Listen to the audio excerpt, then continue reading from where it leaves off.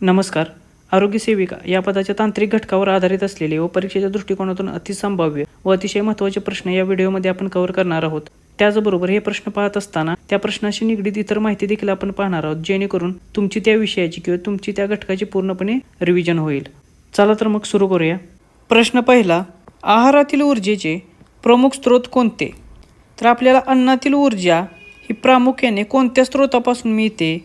तर आपल्या आहारातील ऊर्जेचा प्रमुख स्रोत आहे कर्बोदके. हा आपल्या आहारातील जवळपास 60 ते 70% ऊर्जा ही कर्बोदकांपासून मिळते. त्यामुळे पर्याय क्रमांक 2 हे या प्रश्नाचे उत्तर आहे. आता या एकाच प्रश्नाच्या माध्यमातून आपण इतर 5-6 MCQ पाहणार आहोत, जे परीक्षेमध्ये विचारले जाऊ शकतात. जसे की कर्बोदके हे कोणकोणत्या मूलद्रव्यापासून बनले जाते असा देखील प्रश्न येऊ शकतो. तर कर्बोदके हे कार्बन, हायड्रोजन आणि ऑक्सिजन या मूलद्रव्यांपासून बनते. त्यामुळे हे देखील लक्षात ठेवा. त्याचबरोबर असा देखील प्रश्न परीक्षेत येऊ शकतो की 1 ग्रॅम कर्बोदकांपासून किती किलो कॅलरी ऊर्जा मिळते? तर 1 ग्रॅम कर्बोदकांपासून 4 किलो कॅलरी ऊर्जा मिळते. त्यामुळे ही देखील गोष्ट लक्षात ठेवा, याच्यावरही प्रश्न येऊ शकतो. आता याचप्रमाणे 1 ग्रॅम प्रथिनांपासून किती कॅलरी ऊर्जा मिळू शकते असा देखील प्रश्न येऊ शकतो. तर 1 ग्रॅम प्रथिनांपासून देखील 4 किलो कॅलरीज ऊर्जा मिळते. त्यामुळे हे देखील इन्फॉर्मेशन लक्षात ठेवा. आता मैदांवर देखील प्रश्न येऊ शकतो की 1 ग्रॅम मैदांपासून किती कॅलरी ऊर्जा मिळते? तर 1 ग्रॅम मैदांपासून 9 किलो कॅलरी ऊर्जा मिळते. त्यामुळे ही इन्फॉर्मेशन देखील लक्षात ठेवा, याच्यावर देखील परीक्षेत प्रश्न येऊ शकतात. त्यानंतर पुढचा प्रश्न बघूया. प्रश्न दुसरा, मद्यपानामुळे टिंबटिंबाचा अभाव निर्माण होतो. तर अतिमद्यपान केल्यामुळे शरीरातील नायसिनचा अभाव निर्माण होतो. त्यामुळे पर्याय क्रमांक 3 हे या प्रश्नाचे उत्तर आहे. आता हे नायसिन म्हणजे काय? तर नायसिन हे B3 जीवनसत्व आहे. आता परीक्षेत तुम्हाला असा देखील प्रश्न येऊ शकतो की B3 हे विटॅमिन कोणत्या नावाने ओळखले जाते? तर याला नायसिन म्हणतात. त्याचप्रमाणे थायमिन हे कोणत्या जीवनसत्वाचे नाव आहे? तर जीवनसत्व B1ला थायमिन या नावाने ओळखले जाते. त्यामुळे हे देखील लक्षात ठेवा. त्याचबरोबर रेटिनॉल हे कोणत्या जीवनसत्वाचे नाव आहे? तर जीवनसत्व Aला रेटिनॉल म्हणून ओळखले जाते. तर याच्यावरही प्रश्न येऊ शकतो. त्याचबरोबर टोकोफेरॉल हे कोणत्या जीवनसत्वाचे नाव आहे? तर जीवनसत्व Eला टोकोफेरॉल म्हणून ओळखले जाते. आणि कॅल्सिफेरॉल हे नाव आहे जीवनसत्व Dचे. तर ही जी इन्फॉर्मेशन आहे किंवा ही जी नावे आहेत ती परीक्षे दृष्टिकोनातून खूप महत्त्वाची आहेत, कारण IBPSने यापूर्वी देखील नावांवरती प्रश्न विचारलेले आहेत. त्यामुळे ही जीवनसत्वे आणि त्यांची नावे देखील लक्षात ठेवा. प्रश्न तिसरा, सकाळी सूर्यप्रकाशामध्ये त्वचेच्या खाली कोणते जीवनसत्व तयार होते? तर सकाळच्या कोवळ्या उन्हामध्ये म्हणजे सूर्यप्रकाशामध्ये त्वचेच्या खाली जीवनसत्व कोणते तयार होते? तर ते आहे जीवनसत्व D हे. त्यामुळे पर्याय क्रमांक 3 हे या प्रश्नाचे उत्तर आहे. आता आपल्या त्वचेमध्ये स्टेरॉल नावाचा एक पदार्थ असतो आणि हा जो पदार्थ आहे याच्यावर जेव्हा सूर्यकिरणे पडतात तेव्हा याच्यापासून मग जीवनसत्व D तयार होते. त्यामुळे ही इन्फॉर्मेशन देखील लक्षात ठेवा, याच्यावर देखील अशा प्रकारे प्रश्न येऊ शकतो. आता आणखीन एक महत्त्वाची गोष्ट जी परीक्षेमध्ये विचारली जाऊ शकते ती म्हणजे जीवनसत्व Dची कमतरता जेव्हा होते तेव्हा त्याच्यापासून कोणते आजार होतात? तर जीवनसत्व Dची कमतरता झाल्यानंतर लहान मुलांमध्ये मूडदूस हा आजार होतो. तर जेव्हा जीवनसत्व Dची कमतरता मोठ्या माणसांमध्ये होते तेव्हा त्याच्यापासून अस्थिमृदुता हा आजार होतो. तर ही इन्फॉर्मेशन परीक्षेच्या दृष्टिकोनातून खूप महत्त्वाची आहे. यावर IBPSने याआधी देखील प्रश्न विचारलेला आहे की जीवनसत्व Dची जेव्हा लहान मुलांमध्ये कमतरता होते तेव्हा त्याच्यापासून मूडदूस हा आजार होतो. तर मोठ्या माणसांमध्ये जेव्हा जीवनसत्व Dची कमतरता होते तेव्हा त्याच्यापासून अस्थिमृदुता हा आजार होतो. प्रश्न चौथा, हळूहळू विकसित होणारे आणि दीर्घकाळ राहणारे संसर्गास किंवा संक्रमणास टिंबटिंब असे संबोधले जाते. तर जो आजार हळूहळू विकसित होतो परंतु तो दीर्घकाळ टिकतो त्या आजाराला क्रोनिक रोग किंवा क्रोनिक डिसीज म्हणून ओळखले जाते. त्यामुळे पर्याय क्रमांक 1 हे या प्रश्नाचे उत्तर आहे. किंवा यालाच क्रोनिक डिसीजलाच जुनाट रोग म्हणून देखील ओळखले जाते. जुनाट रोग.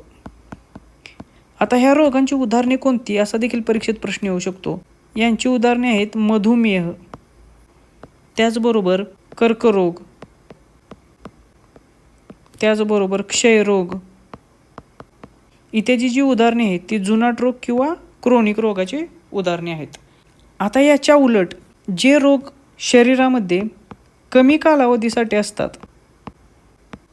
म्हणजेच असे रोग जे कमी कालावधीसाठी शरीरात राहतात, म्हणजेच एकतर ते बरे होतात किंवा त्याच्यामुळे तो जो रोगी आहे तो दगावतो, तर त्या रोगांना ॲक्यूट रोग म्हणून ओळखले जाते. त्यामुळे हे ॲक्यूट रोग देखील लक्षात ठेवा. आणि यांची उदाहरणे कोणती आहेत, तर यांची उदाहरणे आहेत कोरोना किंवा आत्ता जे कोविड-19 आलेला तो रोग, किंवा मग स्वाईन फ्लू किंवा कॉलरासारखे जे रोग आहेत, हे रोग या रोगांचे उदाहरणे आहेत.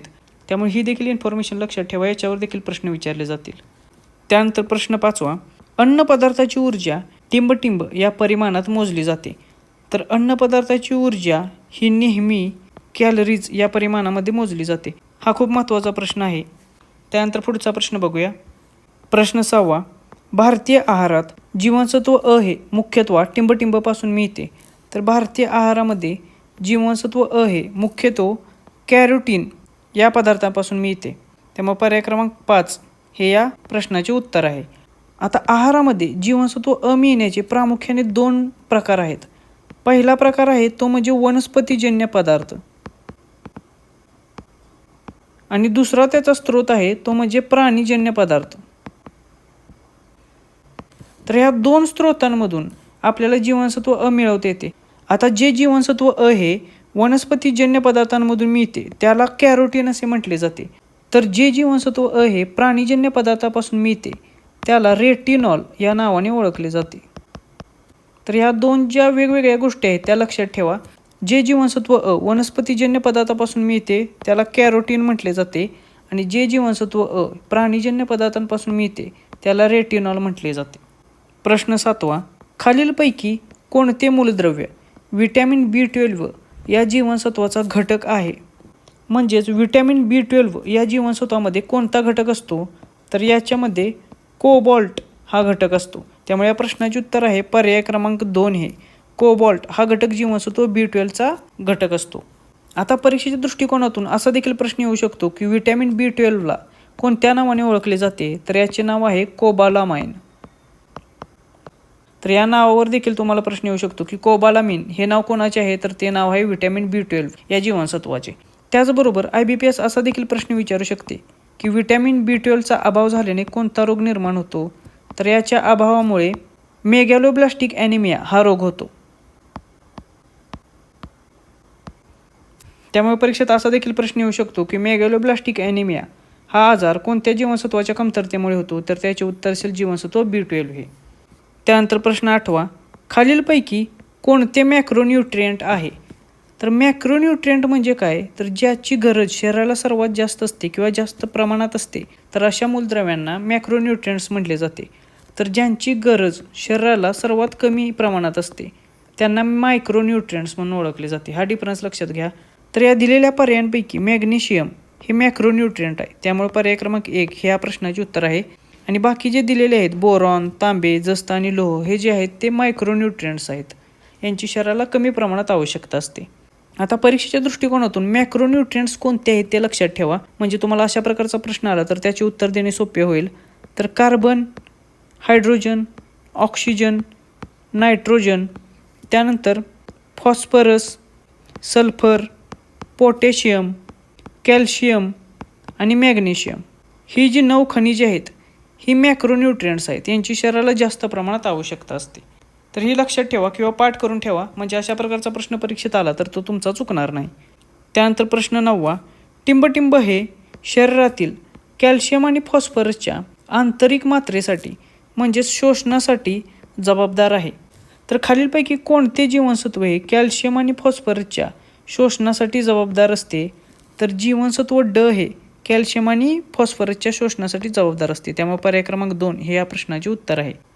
त्यानंतर प्रश्न 10वा, पुढीलपैकी कोणास अन्नामधून जास्तीत जास्त प्रथिने घेण्याची गरज असेल? तर हा प्रश्न MPSCमध्ये विचारलेला होता, त्यामुळे मला हा प्रश्न महत्त्वाचा वाटला की हा प्रश्न IBPS देखील विचारू शकते. तर खाली दिलेल्या पर्यायांपैकी असे कोण आहे की ज्याला अन्नामधून जास्तीत जास्त प्रथिने घेण्याची गरज असेल? तर ज्या 12 ते 18 वर्षे वयोगटातील वयात येणाऱ्या व्यक्ती आहेत त्यांना जास्त प्रमाणात प्रोटीन घेण्याची गरज असेल, कारण त्यांच्या शरीरात जे काही बदल होत आहेत त्यांच्यासाठी त्यांना जास्त प्रथिनांची गरज असते. त्यामुळे पर्याय क्रमांक 1 हे या प्रश्नाचे उत्तर आहे. त्यानंतर पुढचा प्रश्न बघूया. प्रश्न 11वा, खालीलपैकी कोणते कोलेस्टेरॉल हे चांगले कोलेस्टेरॉल म्हणून ओळखले जाते? तर हा देखील परीक्षेच्या दृष्टिकोनातून खूप महत्त्वाचा प्रश्न आहे की चांगले कोलेस्टेरॉल किंवा गुड कोलेस्ट्रॉल म्हणून कशाला ओळखले जाते, तर HDL हे जे कोलेस्ट्रॉल आहे त्याला गुड कोलेस्ट्रॉल म्हणून ओळखले जाते. त्यामुळे पर्याय क्रमांक 4 हे या प्रश्नाचे उत्तर आहे. तर याचा फुल फॉर्म काय आहे, तर याचा फुल फॉर्म होतो हाय डेन्सिटी लिपोप्रोटीन. तर हा फुल फॉर्म देखील लक्षात ठेवा, याच्यावर देखील परीक्षेत प्रश्न विचारला जाऊ शकतो. त्याचबरोबर परीक्षेत असाही देखील प्रश्न येऊ शकतो की बॅड कोलेस्ट्रॉल किंवा वाईट कोलेस्टेरॉल कशाला म्हणून ओळखले जाते, तर त्याचे उत्तर असेल LDLला. लो डेन्सिटी लिपोप्रोटीन म्हणून जे आहे त्याला बॅड कोलेस्टेरॉल म्हणून ओळखले जाते. तर ह्या दोन गोष्टी लक्षात ठेवा, याच्यावर परीक्षेत प्रश्न येऊ शकतो. प्रश्न 12वा, खालीलपैकी मेदात विरघळणारे जीवनसत्व कोणते आहे, तर हा देखील प्रश्न खूप महत्त्वाचा आहे. पाण्यात विरघळणारे आणि मेदात विरघळणारे जीवनसत्व परीक्षेच्या दृष्टिकोनातून खूप महत्त्वाचे आहेत. तर दिलेल्या पर्यायांपैकी जीवनसत्व अ हे मेदात विरघळणारे जीवनसत्व आहे. त्यामुळे पर्याय क्रमांक 1 हे या प्रश्नाचे उत्तर आहे. आता कोणकोणती जीवनसत्वे आहेत जी मेदात विरघळतात, तर जीवनसत्व अ, जीवनसत्व ड, जीवनसत्व ई आणि जीवनसत्व के. ही जी 4 जीवनसत्वे आहेत ती मेदात विरघळणारी जीवनसत्व आहेत. आणि याच्या व्यतिरिक्त पाण्यात विरघळणारी जीवनसत्वे कोणती आहेत, तर जीवनसत्व बी कॉम्प्लेक्स म्हणजे बी जीवनसत्वांचा जो समूह आहे तो, आणि जीवनसत्व सी, ही जी 2 जीवनसत्वे आहेत ही जीवनसत्वे पाण्यामध्ये विरघळणारी जीवनसत्वे आहेत. त्यामुळे ही इन्फॉर्मेशन लक्षात ठेवा, याचा खूप फायदा होईल. त्यानंतर प्रश्न 13वा, कोणत्या शास्त्रज्ञाने देवी रोगावरील लसीचा शोध लावला, तर देवी रोगाची लस कोणी शोधली, तर ती शोधली एडवर्ड जेन्नर यांनी. त्यामुळे पर्याय क्रमांक 2 हे या प्रश्नाचे उत्तर आहे. आता ज्याप्रमाणे एडवर्ड जेन्नरवर प्रश्न आलेला त्याचप्रमाणे लुई पॅश्चर यांनी कोणत्या रोगाची लस शोधली असा देखील प्रश्न येऊ शकतो, तर यांनी अँथ्रॅक्स या रोगाची लस शोधली. परीक्षेत असा प्रश्न येऊ शकतो की अँथ्रॅक्स या रोगावरील लस कोणी शोधली, तर त्याचे उत्तर असेल लुई पॅश्चर यांनी. त्यानंतर अलेक्झांडर फ्लेमिंग यांनी कोणता शोध लावला, तर यांनी पेनिसिलिनचा शोध लावला होता. तुम्हाला परीक्षेत असा प्रश्न येऊ शकतो की पेनिसिलिनचा शोध कोणी लावला, तर त्याचे उत्तर असेल अलेक्झांडर फ्लेमिंग यांनी. त्यानंतर प्रश्न 14वा, डेंग्यू विषाणूचा प्रसार खालीलपैकी कोणता डास चावल्याने होतो, तर डेंग्यू विषाणूचा प्रसार होण्यासाठी कारणीभूत असलेला डास कोणता आहे, तर तो आहे एडिस इजिप्ती. हा एडिस इजिप्ती या डासामुळे डेंग्यू विषाणूचा प्रसार होतो. त्यामुळे पर्याय क्रमांक 1 हे या प्रश्नाचे उत्तर आहे. त्याचबरोबर ॲनाफिलिस या डासाची जी मादी असते तिच्यामुळे कोणत्या रोगाचा प्रसार होतो, तर याच्यामुळे मलेरिया या रोगाचा प्रसार होतो. त्यामुळे परीक्षेत असा देखील प्रश्न येऊ शकतो की मलेरिया या रोगाचा प्रसार होण्यास कोणता डास कारणीभूत असतो, तर ॲनाफिलिस डासाची जी मादी आहे तिच्यामुळे मलेरिया या रोगाचा प्रसार होतो. प्रश्न 15वा, खालीलपैकी कोणती लस तोंडावाटी दिली जाते, तर अशी कोणती महत्त्वपूर्ण लस आहे जी तोंडावाटी दिली जाते, तर साबींची जी लस आहे ती लस तोंडावाटी दिली जाते. त्यामुळे पर्याय क्रमांक 3 हे या प्रश्नाचे उत्तर आहे. आता ही जी लस आहे साबींची ती कशाशी रिलेटेड आहे, तर ती आहे पोलिओ या रोगावरील लस. आता परीक्षेत तुम्हाला असा देखील प्रश्न येऊ शकतो की पोलिओ हा रोग कोणत्या व्हायरसमुळे होतो, तर हा होतो एंटेरो या नावाचा जो व्हायरस आहे त्याच्यामुळे हा रोग होतो. तर या व्हायरसवर देखील परीक्षेत प्रश्न येऊ शकतो. त्याचबरोबर ह्या रोगाचा प्रभाव कोठे होतो, तर या रोगाचा प्रभाव शरीराच्या कोणत्या भागावर होतो असा देखील प्रश्न येऊ शकतो. तर या रोगामध्ये शरीराची चेतासंस्थेवर प्रभाव केला जातो. आता ज्याप्रमाणे पोलिओ या रोगाची साबीन ही लस तोंडावाटी घेतली जाते, त्याचप्रमाणे साल्क ही जी लस आहे ती देखील पोलिओचीच आहे, मात्र ही लस इंजेक्शनच्या स्वरूपात घेतली जाते. त्यामुळे या 2 गोष्टी लक्षात ठेवा. साल्क ही देखील पोलिओची लस आहे, मात्र ती इंजेक्शनच्या स्वरूपात आहे, आणि साबीन ही जी पोलिओची लस आहे ती मात्र तोंडावाटी घेतली जाते. त्यानंतर पुढचा प्रश्न, प्रश्न 16वा, डॉट्स हा कार्यक्रम खालीलपैकी कोणत्या राष्ट्रीय कार्यक्रमाचा महत्त्वाचा भाग आहे, तर सर्वात आधी डॉट्स हा कार्यक्रम कशासाठी राबवला जातो, तर हा कार्यक्रम क्षयरोगाशी रिलेटेड आहे. क्षयरोगाचे निर्मूलन करण्यासाठी हा कार्यक्रम राबवला जातो. त्यामुळे या प्रश्नाचे उत्तर आहे पर्याय क्रमांक 3 हे राष्ट्रीय क्षयरोग नियंत्रण कार्यक्रम या कार्यक्रमाचा महत्त्वाचा भाग म्हणून डॉट्स हा कार्यक्रम राबवला जातो. आता परीक्षेत तुम्हाला वेगवेगळे रोग आणि त्या रोगांच्या नियंत्रणासाठी कोणकोणते कार्यक्रम राबवले जातात याच्यावर प्रश्न विचारले जातील. त्याचबरोबर आरोग्याशी रिलेटेड ज्या ज्या गव्हर्नमेंटच्या महत्त्वाच्या योजना आहेत त्या योजना किंवा आरोग्याशी रिलेटेड असतील किंवा रोगांच्या निर्मूलनाशी रिलेटेड असतील वेगवेगळ्या योजना ज्या आहेत त्या योजनांवर तुम्हाला 100% परीक्षेत प्रश्न विचारले जातील, त्यामुळे त्यांची देखील तयारी करून ठेवायची आहे. त्यानंतर प्रश्न 17वा, आफ्रिकन स्लीपिंग सिकनेस हा आजार प्रामुख्याने खालीलपैकी कोणत्या परजीवीमुळे होतो? तर सर्वात आधी आफ्रिकन स्लीपिंग सिकनेस हा जो आजार आहे तो कोणत्या प्रकारचा आजार आहे? तर तो आहे आदिजीवजन्य आजार. हा आजार आदिजीवांमुळे होतो, त्यामुळे ही गोष्ट देखील लक्षात ठेवा, कारण असा देखील परीक्षेत प्रश्न येऊ शकतो की हा आजार कशामुळे होतो? तर हा होतो आदिजीवांमुळे. आणि त्या आदिजीवाचे नाव काय आहे? तर त्याचे नाव आहे ट्रेपॅनोसोमा. त्यामुळे पर्याय क्रमांक 1 हे या प्रश्नाचे उत्तर आहे. ट्रेपॅनोसोमा याच्यामुळे आफ्रिकन स्लीपिंग सिकनेस हा आजार होतो. आता हा जो आजार आहे याचा प्रसार कशामुळे होतो किंवा याचा प्रसार कोण करते असा देखील परीक्षेत प्रश्न येऊ शकतो. तर याचा प्रसार स्तेस्ते माशी किंवा TCTC माशी या माशीच्यामुळे प्रसार घडून येतो. त्यामुळे ही देखील खूप महत्त्वाची माहिती आहे, याच्यावर देखील परीक्षेत प्रश्न येऊ शकतो. त्यानंतर प्रश्न 18वा, खालीलपैकी कोणता कर्करोग हा ल्युकेमिया म्हणून ओळखला जातो? तर ल्युकेमिया या नावाने कोणता कर्करोग ओळखला जातो? तर जो रक्ताचा कर्करोग आहे तो ल्युकेमिया या नावाने ओळखला जातो. त्यामुळे पर्याय क्रमांक 1 हे या प्रश्नाचे उत्तर आहे. आता ज्याप्रमाणे रक्ताचा कर्करोग ल्युकेमिया म्हणून ओळखला जातो, त्याचप्रमाणे संयोजी कर्करोग कोणत्या नावाने ओळखला जातो? तर हा ओळखला जातो सार्कोमा म्हणून. संयोजी जो कर्करोग आहे तो सार्कोमा या नावाने ओळखला जातो. त्यानंतर लसिका पेशीचा कर्करोग कोणत्या नावाने ओळखला जातो? तर लिम्फोमा या नावाने लसिका पेशींचा कर्करोग ओळखला जातो. त्यानंतर त्वचेचा कर्करोग कोणत्या नावाने ओळखला जातो?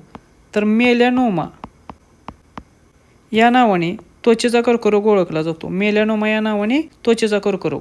तर परीक्षेत असा देखील प्रश्न येऊ शकतो की हाडांचा कर्करोग कोणत्या नावाने ओळखला जातो? तर हाडांचा कर्करोग हा ऑस्टिओसार्कोमा या नावाने ओळखला जातो.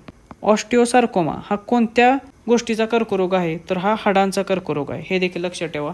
तर ही कर्करोगांची नावे व ती कोणत्या अवयवाशी संबंधित आहेत हे खूप महत्त्वाचे आहेत, याच्यावर देखील परीक्षेत प्रश्न येऊ शकतात. त्यानंतर प्रश्न 19वा, फायलेरियासिसची रक्त चाचणी करण्याकरता कोणती वेळ सर्वोत्तम आहे? तर फायलेरियासिस हा जो आजार आहे याच्या रक्ताची चाचणी करण्याकरता मध्यरात्र ही योग्य वेळ असते. त्यामुळे पर्याय क्रमांक 4 हे या प्रश्नाचे उत्तर आहे. आता फायलेरियासिस हा कोणता आजार आहे? तर यालाच आपण मराठीमध्ये हत्ती रोग म्हणून ओळखतो. तर हे मराठी नाव देखील लक्षात ठेवा, याच्यावर देखील प्रश्न येऊ शकतो. त्याचबरोबर याचा प्रसार कोण करतं असा देखील परीक्षेत प्रश्न येऊ शकतो. तर हत्ती रोगाचा किंवा फायलेरियासिसचा प्रसार क्युलेक्स नावाचा जो डास आहे त्या डासाची मादी करते. तर तुम्हाला परीक्षेत असा देखील प्रश्न येऊ शकतो की क्युलेक्स या डासाची मादी कोणत्या रोगाचा प्रसार करते? तर ती हत्ती रोग किंवा फायलेरियासिस या रोगाचा प्रसार करते. आणि याची रक्ताची चाचणी या रोगाची कधी करतात? तर ती मध्यरात्री केली जाते. त्यानंतर प्रश्न 20वा, हृदयविकाराचा झटका येऊ नये म्हणून टिंबटिंबी औषध वापरतात.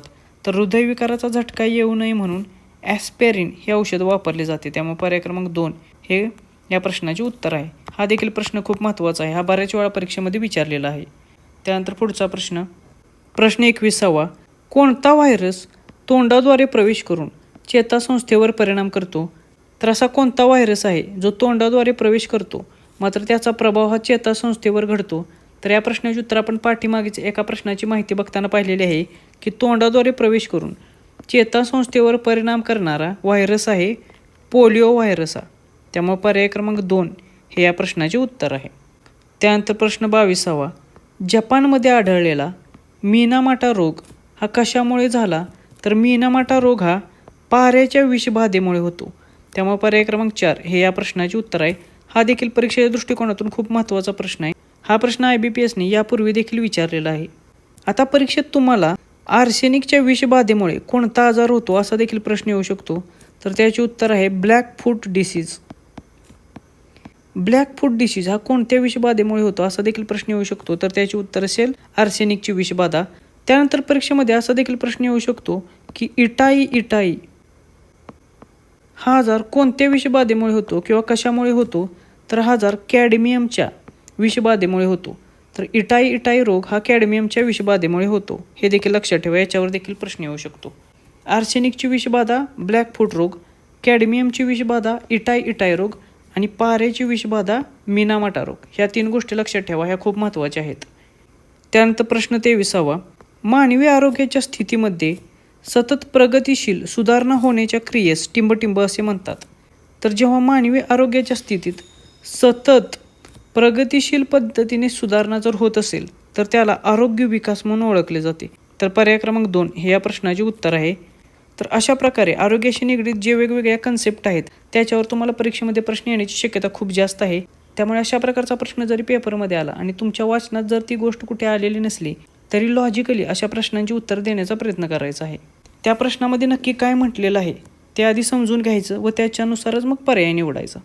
प्रश्न 24वा, मानवी गलगंड टिंबटिंब यांच्याशी संबंधित आहे. तर गलगंड हा जो आजार आहे तो होण्यास कारणीभूत घटक कोणकोणते आहेत?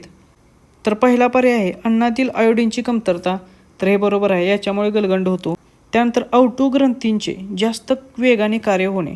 तर हे बरोबर आहे, कारण याच्यामुळे रक्तामधले जे आयोडीन आहे ते अतिवेगाने शोषले जाते आणि त्याच्यामुळे मग गलगंड होण्याची शक्यता जास्त असते. त्यामुळे हे देखील विधान बरोबर आहे. त्यानंतर 4थे विधान आहे गरजेपेक्षा जास्त थायरॉक्सिन निर्माण होणे. तर हे देखील बरोबर आहे. या 4ही गोष्टींमुळे गलगंड होतो. त्यामुळे या प्रश्नाचे उत्तर आहे पर्याय क्रमांक 5 वरीलपैकी सर्व हे. तर अशा प्रकारचा इन्फॉर्मेटिव्ह प्रश्न देखील परीक्षेत येऊ शकतो. त्यामुळे वेगवेगळे रोग व ते कशामुळे होतात त्याची माहिती तुम्हाला असणे आवश्यक आहे. त्यानंतर प्रश्न 25वा, नैसर्गिक प्रसूतीसाठी लागणारे संप्रेरक कोणते? तर नैसर्गिक प्रसूतीसाठी जे संप्रेरक खूप आवश्यक असते त्याचे नाव आहे ऑक्सिटोसिन. हे ऑक्सिटोसिन या संप्रेरकामुळे नैसर्गिक प्रसूती होते. त्यामुळे पर्याय क्रमांक 1 हे या प्रश्नाचे उत्तर आहे. तर अशा प्रकारे परीक्षेच्या दृष्टिकोनातून महत्त्वाचे असलेले 25 प्रश्न व त्याच्याशी निगडीत असलेली इतर माहिती आपण पाहिलेली आहे. याचा फायदा तुम्हाला परीक्षेमध्ये नक्की होईल. पुढे होणाऱ्या परीक्षेसाठी तुम्हाला ऑल द बेस्ट. थँक्यू.